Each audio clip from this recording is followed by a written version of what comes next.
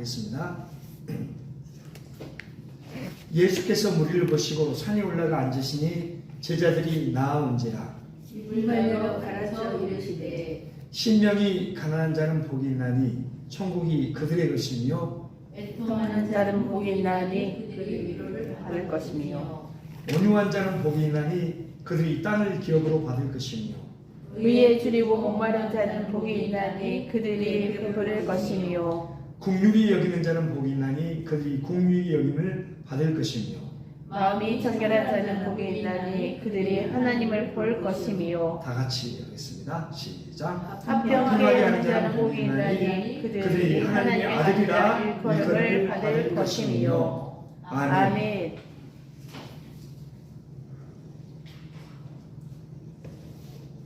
(50장) 찬송하면서 우리의 몸과 마음을 함께 드리는 시간을 갖도록 하겠습니다.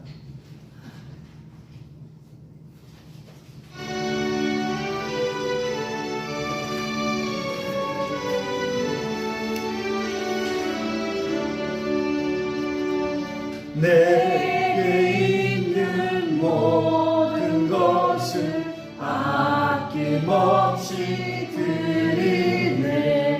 사랑하고 의지하며 주만 따라 살리라. 주께 드리네.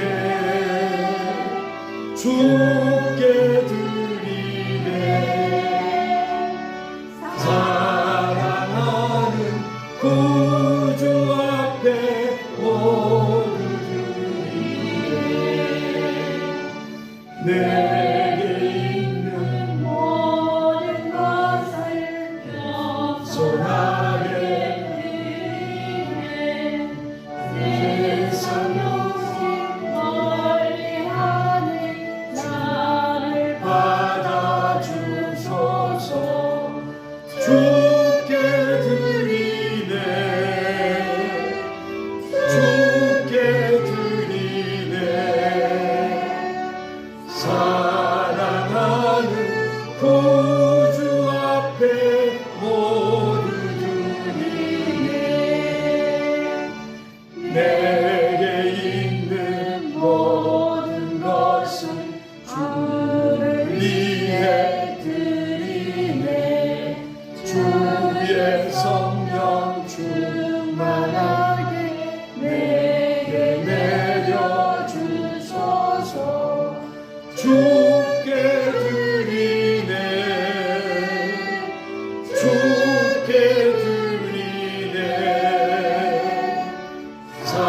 사랑하는 구주 앞에 모두 드리네.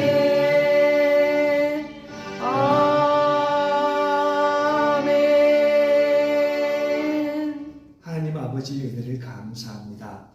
하나님께서 우리들을 사랑하여 주셔서 하나님의 가족이 되게 하시고 또한 우리 하나님 앞에 나와서 예배드리게 하심을 감사합니다.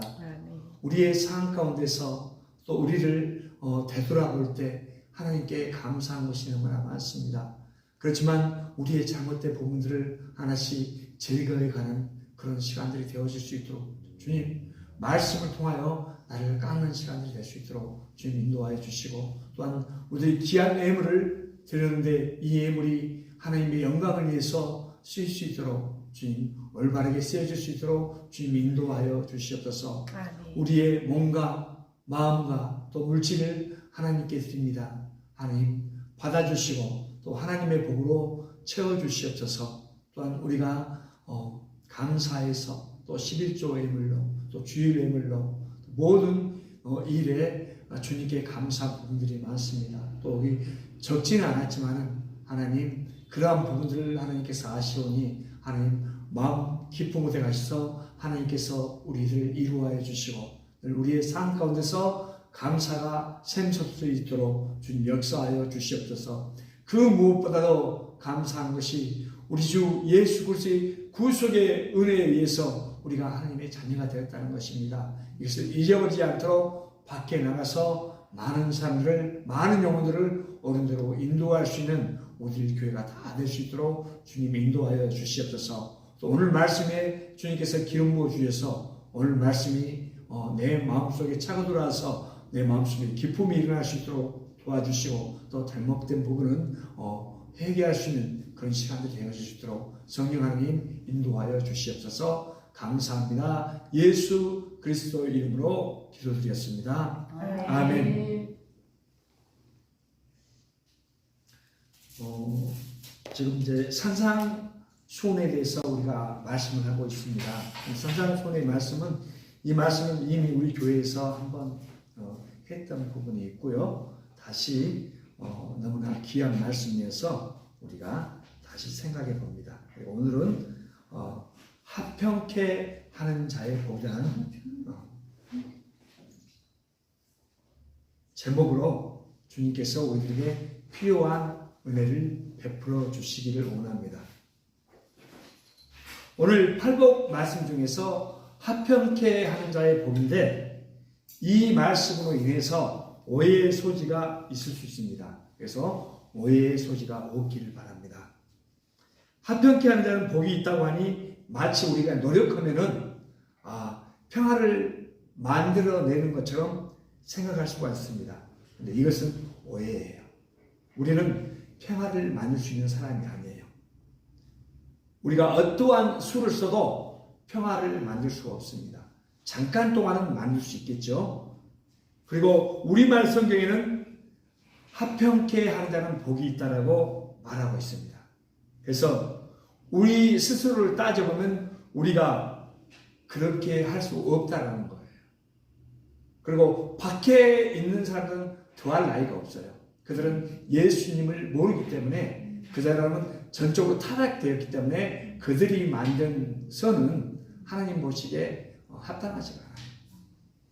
물론 남이 어렵고 누가 빠져주면 도와줄 수는 있죠. 이것은 사실은 상대적인 선밖에 안 되는 겁니다. 이 땅에는 평화가 없어요. 왜 평화가 없을까요? 네, 사람들은 자기들이 원하는 바를 이루기 위해서 예를 쓰고 있기 때문이에요. 우리 모습 속에도 그런 모습들이 있습니다. 밖에는 더 말할 것도 없고요. 그리고 이 세상 사람들의 경제관은 어떤가요? 경제관은 남이 빌딩을 지으면 나도 빌딩을 지어야 되겠다. 남이 어떻게 하면 배가 아프기도 해요. 근데 자원은 한정이 되어 있습니다. 우리가 생각할 자원이 막 풍부하게 막 쏟아져 나오는 게 아니에요. 이 땅에 있는 것이 끝이에요. 더 만들어지 생산되지 않습니다. 그러나 사용하려는 사람들은 많아요. 그렇기 때문에 어떻게 잘 나누어 써서 이런 문제지 결국은 이 문제는 뭐예요? 경쟁하는 사회가 됐어요. 그래서 1등, 2등, 3등, 100등을 따집니다. 세상의 논리는 더욱 심하죠. 그래서 그 부류끼리 어울리게 돼요. 그리고 그렇지 않은 사람들은 도태되어서 나고자로 낙인 찍힐 수도 있습니다. 그래서 우리 뭔 어려움이 있고 코로나가 있을 때도 그냥 다 주냐 아니면 누구 선별해서 주냐 이런 문제들이 생기는 거예요. 네, 상처받지 않도록 하기 위해서. 그리고 내가 많이 얻기 위해서는 어때요? 재정이 한정되어 있기 때문에 다른 사람이 못 가져가는 거예요. 다른 사람이 적게 가져야 내가 많은 걸 얻을 수 있어요. 이제 우리들이 뭐 보험이나 다른 모든 것들을 하다 보면 다 이런 논리예요. 우리가 뭐 해서 막 부자 되는 거 맞지만 그 사람은 한 명이고 다른 사람은 거기에 다 포함돼서 주는 역할을 하는 거죠. 그리고 단순한 사회는 어때요? 이럴 게 없는 단순한 사회는 힘이 있는 사람, 목소리가 큰 사람이 얻어가요. 그리고 사회가 복잡해지면 어떻죠? 지금은 전체적으로 사회가 복잡해졌어요. 지금은 크게 말한다고 주지 않아요. 이럴 때는 크게 말하지 않아도 자기만의 생각을 가지고 자식식을 쌓고 자기만의 노하우를 만들고 이 사람들이 경험이 더 많이 얻어갑니다. 이게 타락한 세상의 반응이라고 볼 수 있어요. 이 세상의 자원이 제한이 되어 있죠. 이게 인간 타락성의 반영입니다. 하나님께서는 우리 성경 창세기에 에덴 동산에 사람을 두셨어요. 그리고 에덴 동산을 묘사하고 있어요. 거기는 풍성함이 있는 것을 보여주고 있어요. 그러니까 지금도 뭐 목사님들이나 다른 사람들 말하면 에덴을 꿈꾸고 있죠. 에덴 말만 나와도 하나님께서 처음에 창조해서 그런 상태를 생각해요. 그리고 이제 에덴 동산이 그렇고 예수님이 다시 오실 그때 그 극치에도 하나님 나라의 극치에도 모든 것이 온전해지고 풍성한 삶이라는 거예요. 우리는 그것을 꿈꾸고 천국에 가야겠다고 말하고 있죠. 이미 예수 그리스도의 사역으로 해서 하나님 나라가 왔습니다. 가는 것만 생각하지 마세요. 그러면 틀린 거예요. 하나만 생각하면 안 돼요. 전체적인 의미를 알아야 돼요. 그렇기 때문에 예수님이 오신 거예요. 그 전에는 많은 사람들이 하나님 관계가 안 되니까 하나님 만나려고 예수님이 오실 그 모형으로 짐승을 잡고 하나님을 성전에 가서 찾아뵀어요. 지금은 예수님에서 이제 바뀌었죠. 우리들이 성전이고 여기는 교회당이에요. 여기를 성전이나 안 해도 사실은 좀 생각해 봐야 되는 부분이에요. 근데 우리가 배워왔던 것, 내 사고가 그렇게 가면 그렇게 될 수 있어요. 그러면 타락한 상태에서 평화를 만들어내기 위해서는 자기가 가져가야 할 것, 얻어야 할 것을 다 가지고는 평화가 나타나지 않아요. 그렇죠. 내가 가져야 할 거 다 가지면 다른 사람 못 가져가잖아요. 그러면 평화가 이루어질 수 없습니다. 그럼 어떻게 해야 될까요? 자기가 가져가야 할 것을 남이 가져간다라고 할 때 내버려 두어야 평화가 이루어질 수 있어요. 타락한 세상에서는 그렇습니다. 어제도 제가 로마서 14장 10절 말씀을 가지고 잠깐 말씀을 선포했는데 우리들이 추구하는 것이 뭐죠? 로마서 14장 10절 말씀에 우리들이 추구하는 것은 먹고 마시는 것이 아니에요. 빌딩 세우고 이런 게 아니에요. 남보다 편하게 살고 그런 부분이 아니에요. 하나님 나라의 백성은 성령 안에서 의와 평강과 희락을 추구하고 있습니다. 의도 우리가 생각하는 의가 아니라 하나님께서 원하시는 의. 그리고 평강은 뭐라고요? 주님께서 십자가에 돌아가시고 우리에게 그 막힌 땀을 흘리시고 평강을 갖다 주셨어요. 그리고 하나님과의 관계에서 평화가 이루어져야 돼요. 첫째는 예수님께서 그 일을 하셨고 사람과 관계에도 평화를 이루었는데 부모와 자식이 다투기도 하죠. 평화가 없어요. 그렇지만 그 평화는 예수 그리스도의 사역으로 인해서 우리에게 가져다 주셨어요. 우리가 어떻게 하면 평화가 이루어질 것인가 이제 말씀을 통해서 잘 생각해 봐야 돼요. 그리고 피조물과의 관계도 그렇습니다. 사람들이 합평케 하는 자는 복이 있다라고 읽죠. 물론 말씀 읽을 때 합평케 하는 자는 복이 있구나 이렇게 읽고 우리가 애워요. 근데 아무도 그렇게 살려고는 하지 않습니다. 저도 그래요. 그래서 그걸 회개해야 돼요. 네, 우리는 이 땅에 있기 때문에 그런 부분들이 간혹 나와요. 화를 내기도 하고 또 남이 이럴 때는 이러기도 하고 이 부분은 매일 우리의 삶을 회개해야 되겠죠. 그리고 그렇게 하지 않으려고 하려면 손해보기 때문에 자기가 손해보기 때문에 남들은 편안하게 사는데 자기가 또 불편하게 살 수도 있고 남들은 많이 가지는데 내가 좀 못 가질 수도 있고 남들은 그럴싸하게 보이는데 내가 좀 못나 보일 수도 있어요. 손해를 보는데도 불구하고 거기로 나가는 사람은 복이 있다는 거예요. 합평은 방금 말씀드렸죠. 하나님과 사람 사이, 또 사람과 사람 사이, 또 사람과 피족의 그 사이의 자연계의 관계예요.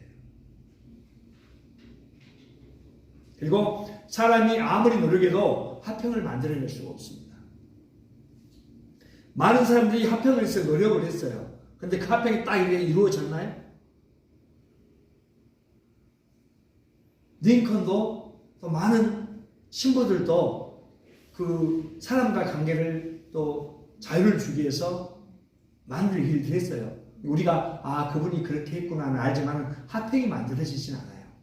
또 우리나라를 위해서 이순신 장군이 많이 예를 썼죠. 애국가 올 때 물리치고. 그렇다고 해서 화평이 만들어졌어요? 그런 부분은 아니에요. 잠깐 동안은 그렇게 있지만 영원한 화평은 있을 수가 없습니다.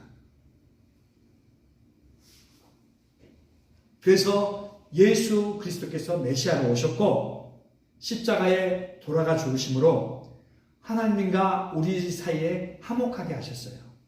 그것을 믿는 사람들은 우리들이죠.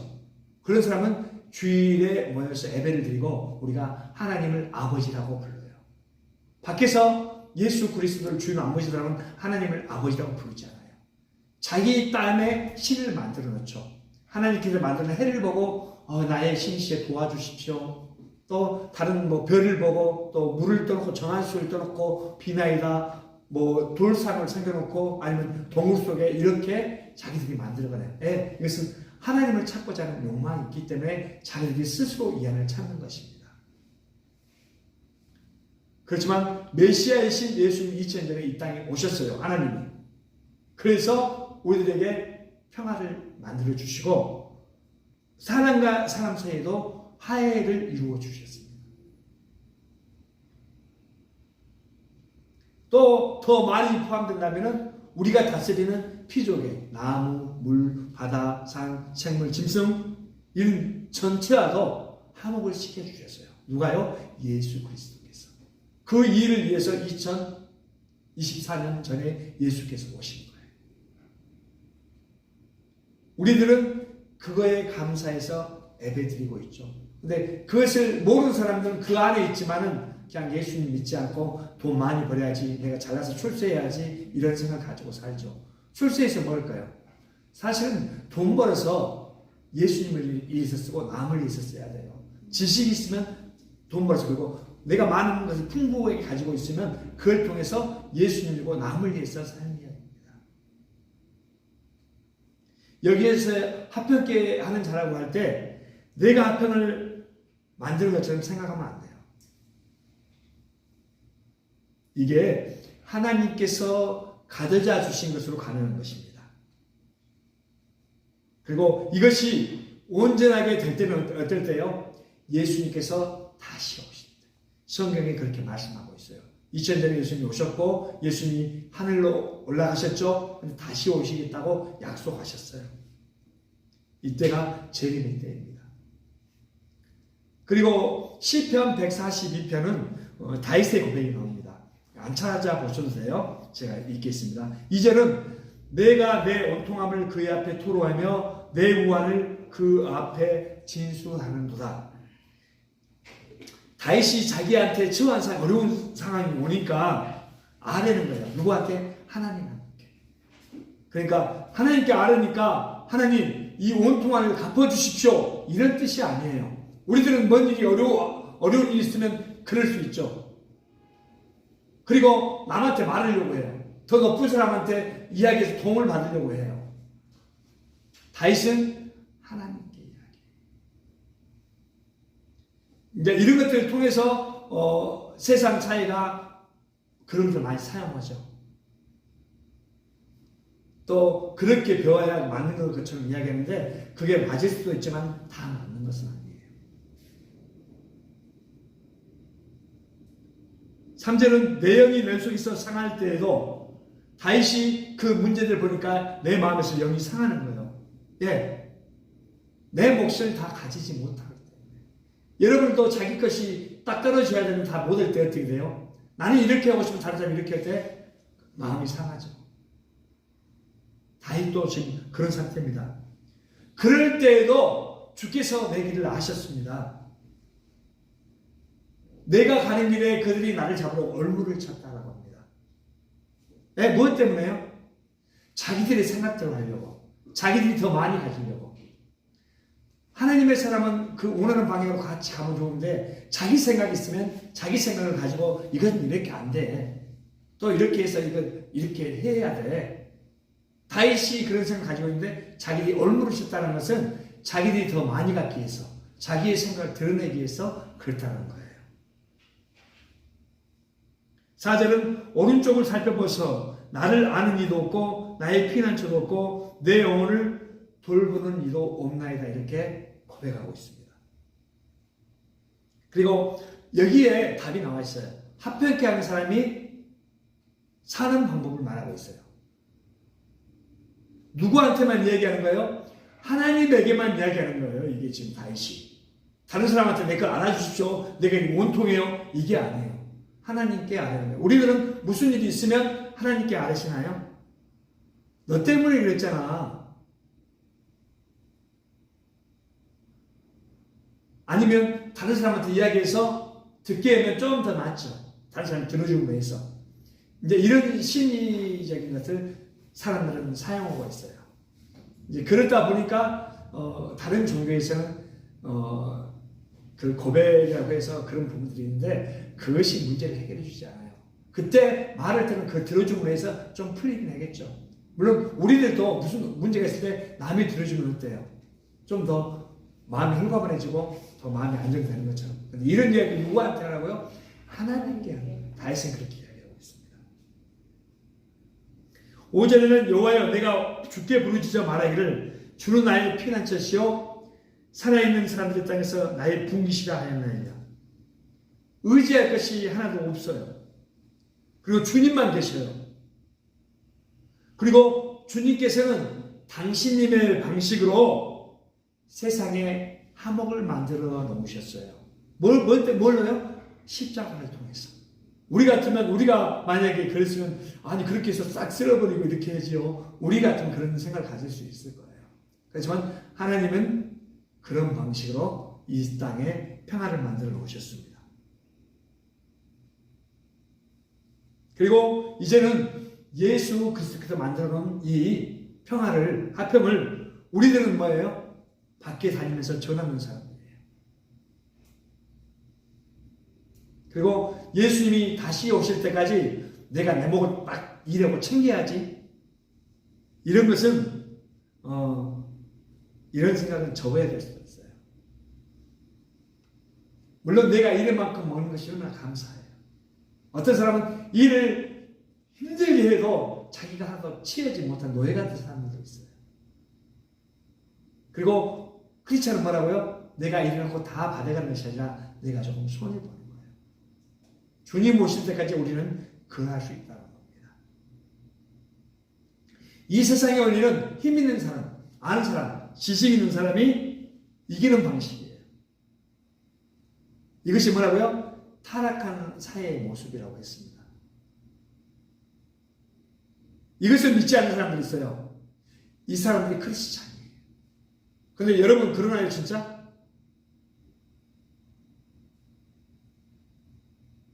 힘이 있어야 이기고 잘 배우고 잘 가르쳐야 이긴다고 여러분도 막 주의 보여서 그러지 않나요 혹시? 물론 이 땅에서 열심히 해야 돼요. 그 결과가 있어요. 콩을 심으면 콩이 나는 거예요. 팥을 심으면 팥이 나는 거예요. 콩 심으면 팥이 나는 문제가 있겠죠. 이게 자연 법칙이에요. 하나님께서 이것도 만들어 주신 거예요. 우리가 예수님을 믿는다고 하는데 성령님의 인도를 받지 않아요. 그러면 어떻게 될까요? 세상 사람들과 같이 세상 풍조에 따라서 요동하는 것 같아요. 예수님을 믿는데 예수 믿지 않는 사람 같아요. 예, 성령님과 동행하지 않기 때문에.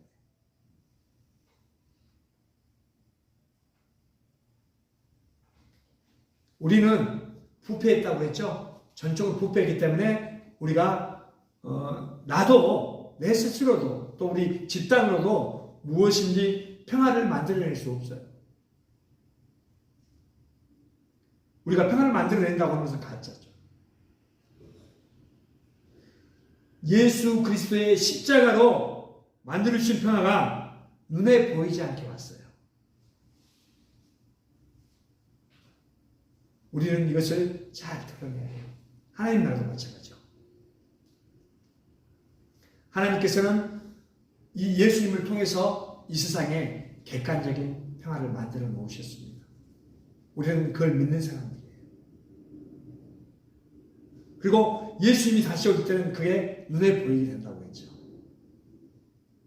내가 하는 말이 아니에요. 성경이 그렇게 말씀하고 있어요. 혹시 제가 제 말을 했다면 여러분께 죄송하다고 말씀드리고 싶어요. 우리는 눈에 보이지 않는 것을 보는 것처럼 믿는 사람들이에요. 여러분, 하나님이 눈에 지금 보여요, 안 보여요? 안 보이지. 그렇지만 하나님이 여기 와 계셔요. 자주 보고 계셔요. 하나님의 영이 다스려서 우리의 생각을 갖게 하셔요. 그렇기 때문에 오늘 주일에 구별해서 우리가 교회 나서 예배 드리는 겁니다. 눈에 보이진 않지만 주의 영으로 우리는 하나 된 사람들이에요. 우리뿐만이 아니에요. 지금 이 지역에도 다른 교회들 똑같은 마음으로 하나님을 경배하고 예배해요. 또한 더 멀리 애국에서도 마찬가지예요. 그래서 이 세상의 진정한 평화는 십자가의 길로 왔어요. 그리고 우리들 뭐라고요? 이 평화를 전달하는 사람들입니다. 마태복음 10장 34절은 오늘 이야기와 반대되는 이야기가 나옵니다. 이제 여러분 이 말을 많이 들으셨을 거예요. 마태복음 10장 34절 제가 읽겠습니다. 34절은 내가 세상에 화평을 주러 온 줄로 생각하지 말라. 화평이 아니오 금을 주러 왔노라. 35절 내가 온 것은 사람이 그 아버지와 딸이 어머니와 며느리와 시어머니가 불화하게 하려 함이니. 36절 사람의 원수가 자기 집안 식구니라. 37절 아버지나 어머니를 나보다 더 사랑하는 자는 내게 합당하지 아니하고 아들이나 딸을 나보다 더 사랑하는 자는 내게 합당하지 아니하며. 이 말을 들을 때 너무 이 말에 함몰되지 않기를 바라요. 자기 생각으로 막 이렇게 해버리면 이제 성경이 이상하게 될 수 있어요. 이 말씀은 모든 사람이 무엇을 인정하는가? 무엇을 인정하는가? 자기는 재물에 자기를 기대려고 해요. 자기가 가지고 있는 그 지식에 기대려고 해요. 또 부모한테 기대려고 해요. 딸한테 기대려고 해요. 아내한테 기대려고도 해요. 우리는 누구한테 기대해야 돼요? 예수 그리스도께 기대해야 돼요. 그래서 예수 그리스도 그분이 이루신 십자가의 길만이 우리에게 평화를 가져다 준다는 겁니다. 이 십자가의 복음을 사람들에게 전달해야 되겠죠. 그리고 사람들이 믿고 따라오게 되면 어떻게 해야 돼요? 우리는 이전보다도 더 손해를 볼 수 있어요. 내가 다 똑같이 하면 그들이 안 오겠죠. 내가 손해봐야 그들이 우리와 같이 할 수 있어요. 그래서 하나님을 알아갈 수 있는 겁니다. 이 세상 가운데 어려움이 있죠. 이것을 견딜 수 있는 힘이 뭐예요? 시편 기자가 고백하고 있어요. 하나님께 간구하는 거예요. 여러분 어려움이 있으면 누구한테 이야기하라고요? 하나님께 간구하는 거예요. 내 속에 이런 생각이 있으면 하나님께 간구하는 거예요. 이것을 믿는 사람들이 예수 믿는 사람들이에요. 그렇지 않고 내가 어려움이 있어 그것을 꽁하고 있으면 그 사람은 나의 담이 되겠죠. 담이 돼서 막혀요. 이 문제 해결해 주기 위해서 예수님이 오셨어요. 그러니까 우리는 그런 우리 안에 모든 문제가 있으면 하나님께 아뢰기를 바랍니다. 사람한테 아뢰서 물론 조금 미안은 될 수 있어요. 그렇지만 하나님이 아셔요. 이 세상은 공정하지 않아요. 그렇지만 우리는 공정하게 하려고 애쓰는 사람들입니다. 또 우리가 하는 것으로 온전한 공정함이 오지 않아요. 이제 예수님을 믿는 우리들도 불공정한 대우를 받을 때가 있어요. 남이 함부로 말할 때 상처를 받을 수도 있고요. 남이 이렇게 그냥 지나가다 했는데 상처를 받을 수도 있어요. 그런데 이럴 때마다 우리가 뭐예요? 사태를 정확히 알아야 되는 거예요. 사태를 정확히 모르면 그게 반갑다. 부모님이 애들을 나무라고 때릴 때는 뭐 때문에 때려요? 잘 되라고 때리는 거예요. 그런데 그걸 생각을 뭐 않고 하면은 엄마가 믿고 이렇게 될 수가 있는 부분이 되죠. 그리고 나를 대우해주지 않았다 해서 마음에 상하면 안 돼요. 그들 위해서 더 기도해야 되고, 그리고 저도 나를 볼 때 목소리가 많이 높아져요. 내 말대로 안 될 때. 하나도 나요. 이것은 뭐라고요? 온유하지 않는 거라고 말씀드렸죠. 온유는 극이라고 하지 않았어요.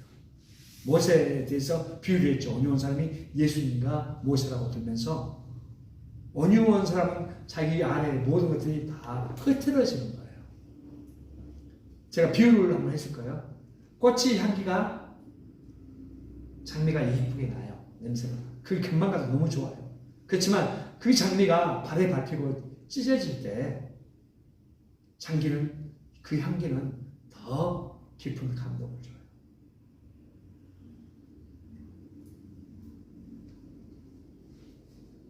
우리의 목소리가 높아지지 않을 수 있는 것, 내 생각이 드러나지 않을 수 있는 것은 성령님께서 나를 지배해야 가능한 거예요. 그렇지 않으면 내 목소리가 아니라 내가 나와요. 또 하나님 나라 극치 상태에 도달했을 때 가능한 거예요. 예수님께서 다시 오셨을 때 우리에게는 죽음도 없고 어려움도 없고 하나님과 같은 기쁘게 살 거예요. 이게 에덴 동산 같다고 말씀드렸습니다. 그리고 화평이신 주님께 간구해서 이 땅에서 잘 견뎌내신 우리 모두가 되시기를 바랍니다. 우리가 잘 붙어 있는 거예요. 잘 견뎌내는 거예요.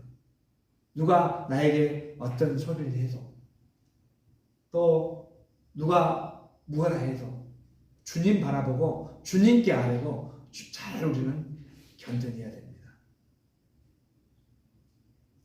우리 모두가 그런 분들이 다 되시길 바랍니다. 아멘. 기도하겠습니다. 하나님 아버지 은혜를 감사합니다. 우리는 어떻게 화평을 만들어낼 수가 없습니다. 예수 그리스도께서 하나님과 관계에서 화평을 허락하여 주시고, 또 사람과 사람 사이에 화평을 이루어 주셨습니다.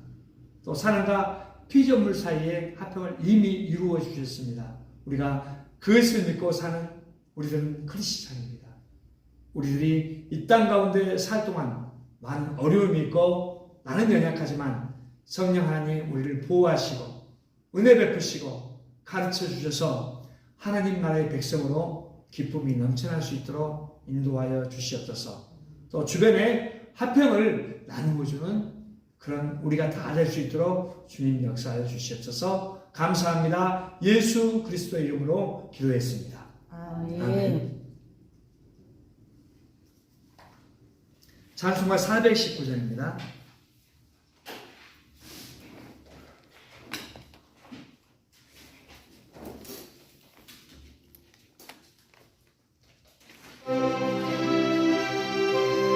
일어나셔서 하겠습니다.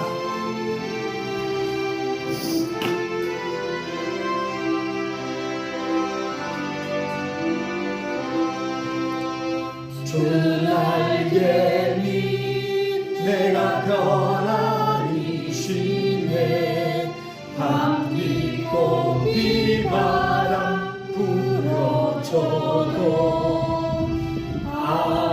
아버지께서 날 지켜주시니 거기서 평안히 쉬리로다. 주 날개 밑 평안하다. 그 사랑 그를 자리며 주 날개 되시는 영원히 거기서 살리. 주 날개 밑 나의 피난처 되니 거기서 쉬기를 원하노라.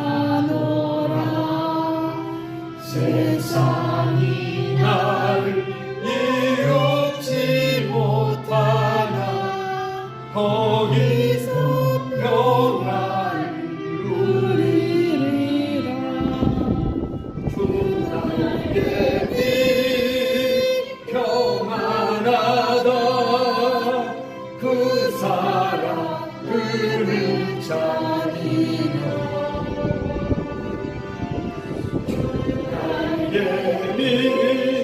내시는 영원히 거기서 살아요. 주 나에게 이 참된 기쁨인데 고달픈 세상 길 가는 동안 나 거기 숨어 돌보심을 받고 영원한 안식을 얻으리라. 주 나에게 믿 평안하다 그 사랑 그를 자니요. 주 나에게 믿 내시는 영원 거기서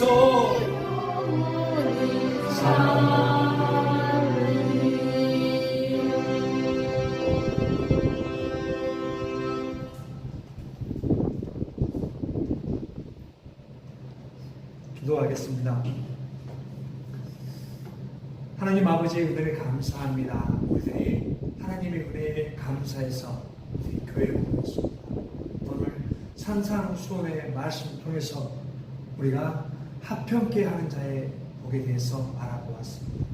우리는 할 수 없는 존재이지만 예수 그리스도께서 같이 그 합평을 전하는 자가 될 수 있도록 성령 하나님 은혜를 베풀어 주시고 우리에게 그랄 힘을 허락하여 주시옵소서. 또 우리뿐만 아니라 전 세계 교회에 합평을 전하는 자가 될 수 있도록